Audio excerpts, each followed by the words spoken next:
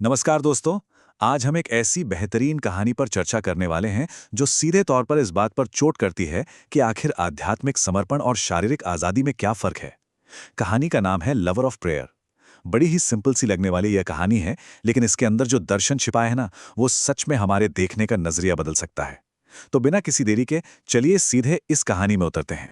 तो इस कहानी के दो मेन कैरेक्टर्स हैं और उनके बीच का कॉन्ट्रास्ट बिल्कुल क्लियर है।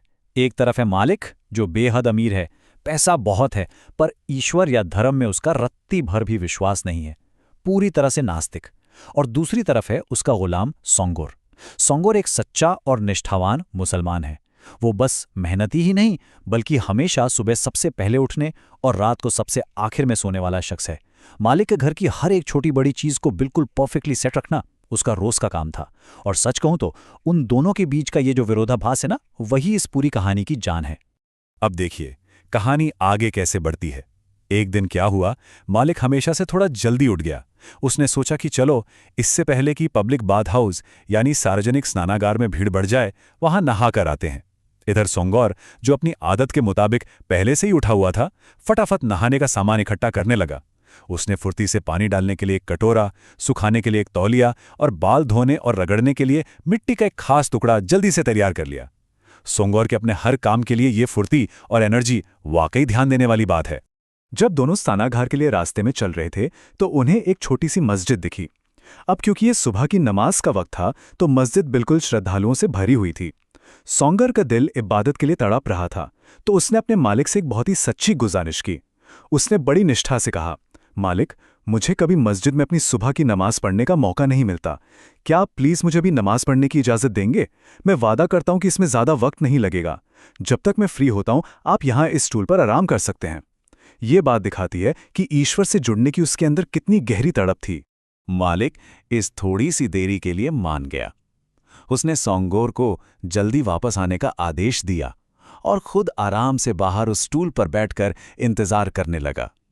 और इधर सोंगोर जल्दी से मस्जिद के अंदर गया और अपने धर्म भाइयों के साथ कंधे से कंधा मिलाकर नमाज पढ़ने खड़ा हो गया। जरा उस दृश्य की कल्पना कीजिए। बाहर एक आज़ाद, ताकतवर मालिक शांति से अपने गुलाम का इंतजार कर रहा है और अंदर एक गुलाम पूरी तरह से अपनी इबादत में डूबा हुआ है। अब यहां से समय का पहिया धीरे धीरे घूमता है और मालिक की बेचैनी बढ़ने लगती है। सुबह की नमाज खत्म हो चुकी थी, वक्त गुजरता जा रहा था। एक एक करके इमाम और सभी लोग मस्जिद से निकल चुके थे। यहां तक कि सूरज पूरी तरह आसमान में आ चुका था और मस्जिद बिल्कुल खाली हो चुकी थी।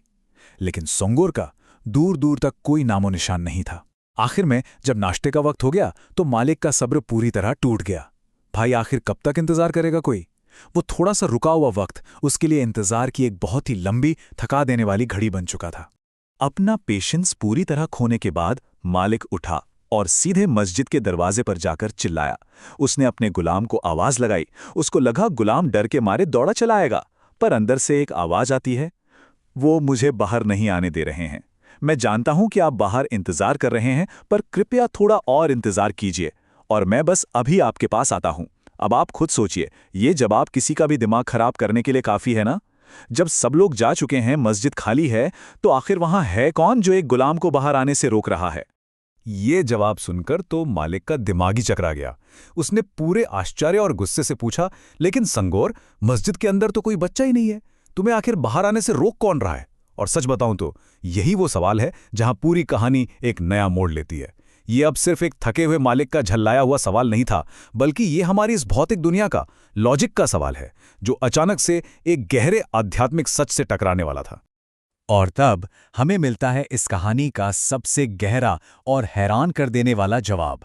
सोंगोर अंदर से कहता है, ये और कोई नहीं, सिर्फ और सिर्फ अल्लाह हैं। वही जिन्होंने आपके पैर बाहर बांध रखे हैं और आपको मस्जिद के अंदर आने नहीं दे रहे हैं, और उन्होंने ही मुझे अंदर पकड़ रखा है और मुझे यहां से जाने नहीं दे रहे हैं। दोस्तों, इसी एक लाइन में कहानी का सबसे बड़ा व्यंग्य और सच्चाई छिपी है।